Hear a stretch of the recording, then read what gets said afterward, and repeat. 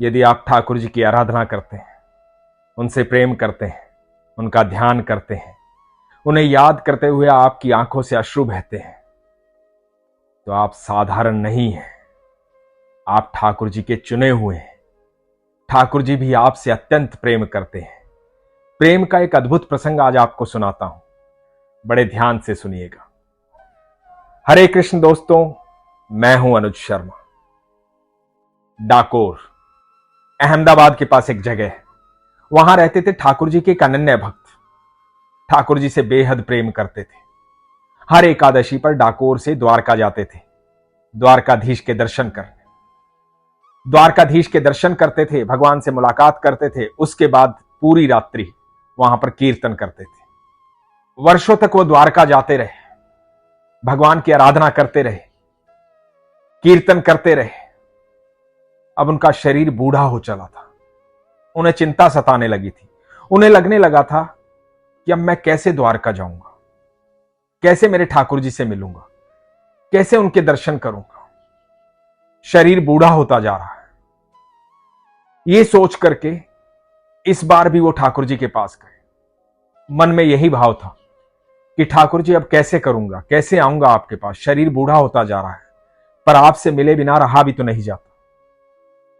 रात्रि हुई, वही मंदिर के प्रांगण में कीर्तन करने लगे। कीर्तन करते करते उनका ध्यान लग गया। ध्यान में ठाकुर जी दिखाई दिए। ठाकुर जी ने उनको कहा कि अब तुम्हें डाकोर से द्वारका आने की जरूरत नहीं है, तुम मुझे ही डाकोर ले चलो, मैं तुम्हारे साथ चलूंगा। और उन्हें दिखाई दिया कि ठाकुर जी उनकी गोदी में बैठ करके बैलगाड़ी में उनके साथ डाकोर जा रहे हैं। इतने में उनका ध्यान टूटा। अर्धरात्रि से ज्यादा का समय था। सब लोग कीर्तन कर रहे थे। इन्होंने गर्भगृह की तरफ देखा। गर्भगृह की तरफ देखा तो द्वार खुले हुए थे। इनके मन में आया कि मेरे ठाकुर जी मुझे संदेश दे रहे हैं कि तू मुझे यहां से डाकोर ले चल, मुझे तेरे साथ चलना है। लेकिन मन में दूसरा भाव आया कि कहने का अर्थ यह कि मैं ठाकुर जी को चोरी करके यहां से डाकोर ले चलूं। सारी जिंदगी ठाकुर जी की आराधना की है, पूजा की है, प्रेम किया है। सब लोग क्या कहेंगे? ठाकुर जी को मंदिर से चोरी कर लिया। पुजारियों को पता लगेगा तो मारेंगे, पीटेंगे, क्रोधित होंगे। सब लोग मेरे बारे में क्या सोचेंगे? नहीं नहीं, ऐसा पाप मुझसे नहीं होगा। मन में दूसरा भाव आया कि ठाकुर जी ने कहा है कि मैं डाकोर जाना चाहता हूं तेरे साथ, तुझे यहां आने की आवश्यकता नहीं है। मन के दोनों भावों के बीच में विचलित थे। अंत में एक भाव भारी पड़ गया। वो भाव ये था कि हो सकता है ठाकुर जी का ये संदेश हो, ठाकुर जी यहां से जाना चाहते हो मेरे साथ, तो मैं ठाकुर जी की आज्ञा का उल्लंघन कैसे कर सकता हूं। ये सोचकर मंदिर के गर्भगृह में घुसे। द्वारकाधीश को देखा। मन में सोचा कि यह विग्रह तो बहुत भारी होगा, इसे उठाऊंगा कैसे, सबकी नजरों से बचा करके उठा करके बैलगाड़ी तक कैसे ले जाऊंगा। फिर मन में सोचा कि चलो ठाकुर जी को गले तो लगा लेता हूं, कोशिश करता हूं। और ठाकुर जी के विग्रह को गले से लगाया। जैसे ही गले से लगाया और थोड़ा सा उठाया तो ऐसा लगा जैसे ठाकुर जी रूई के समान है। ठाकुर जी में बिल्कुल भी बोझ नहीं है। ठाकुर जी बहुत हल्के हैं। यह भक्त समझ गया कि ठाकुर जी मेरे साथ जाना चाहते हैं। ठाकुर जी ने यह संकेत दिया है। ठाकुर जी मेरा इंतजार कर रहे थे। ठाकुर जी को उठाया, चुपचाप अपनी बैलगाड़ी तक गए। बैलगाड़ी में ठाकुर जी को रखा और बैलगाड़ी को दौड़ा दिया डाकोर की तरफ। मन में घबराहट है, चिंता है। बार बार ठाकुर जी को देख करके कह रहे हैं, ठाकुर जी आपको ले तो चला हूं, पर मन में बहुत घबराहट है। सब क्या कहेंगे? सब चोर कहेंगे। सारी जिंदगी आपकी भक्ति की है, आपसे प्रेम किया है, अब जिंदगी का आखिरी पड़ाव है, लोग क्या कहेंगे? मन में दूसरा भाव आ रहा है मैं तेरे साथ चल रहा हूं, तू क्यों घबरा रहा है? तुझे लोगों की चिंता दिखाई दे रही है, मेरा प्रेम दिखाई नहीं दे रहा है? बस इसी भाव में बहते बहते बैलगाड़ी को दौड़ाते दौड़ाते चलते जा रहे हैं डाकोर की तरफ। बार बार पीछे मुड़कर देख रहे हैं कोई आ ना रहा हो। इधर सुबह हुई, मंगल आरती का समय है।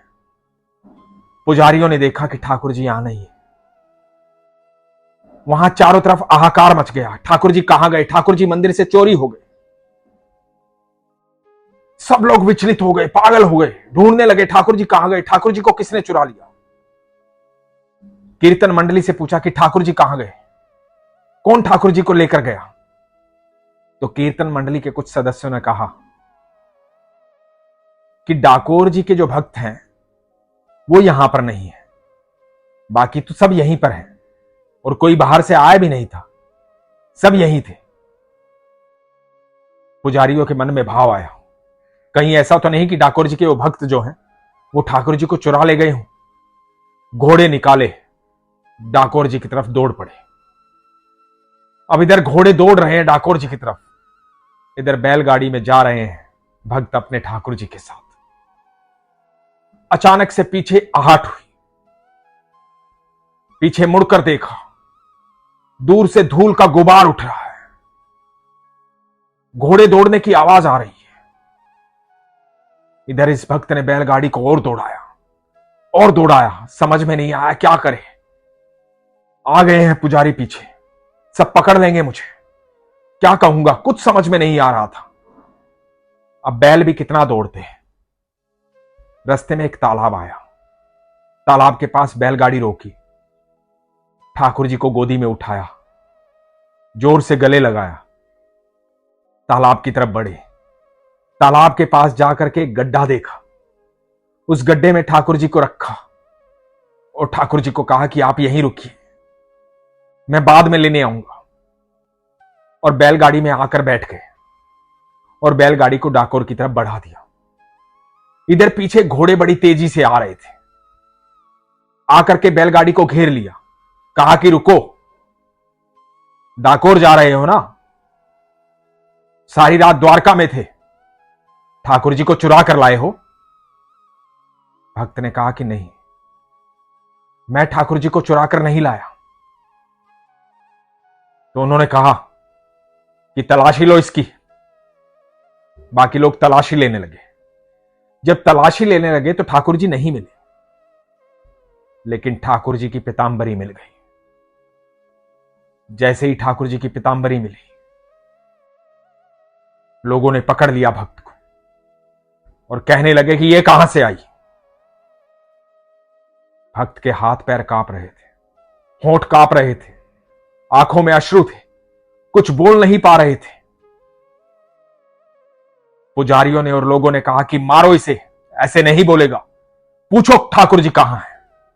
और सब लोग मारने लगे, पीटने लगे। इधर भक्त जो है ठाकुर जी का नाम पुकार रहा है, ठाकुर जी कृष्ण कृष्ण कृष्ण कृष्ण कृष्ण कृष्ण। बस यही मन में चल रहा है, कृष्ण कृष्ण, मेरे ठाकुर जी, मेरे कन्हैया, मेरे बंसी वाले, मेरे ठाकुर जी। बस ये नाम जाप चल रहा है। लोग मारते जा रहे हैं, पीटते जा रहे हैं, पूछ रहे हैं कहां है ठाकुर जी। कोई शब्द मुख से निकल नहीं रहा है, बस निकल रहा है हे कृष्ण हे कृष्ण हे कृष्ण। लहूलुहान हो गए, लोग मारने से रुक नहीं रहे। अचानक से एक आवाज आती है, सबको स्वर सुनाई देता है। एक आवाज आती है, मेरे भक्त को मारो मत, तुम नहीं जानते मेरे भक्त में और मुझ में कोई भेद नहीं है। मेरे भक्त को कोई छुएगा नहीं। मुझे ढूंढ रहे हो, मैं यहां हूं। और सब लोग उस तरफ दौड़ते हैं, उस तालाब की तरफ जाते हैं। जब तालाब की तरफ जाते हैं तो देखते हैं वहां ठाकुर जी का विग्रह है,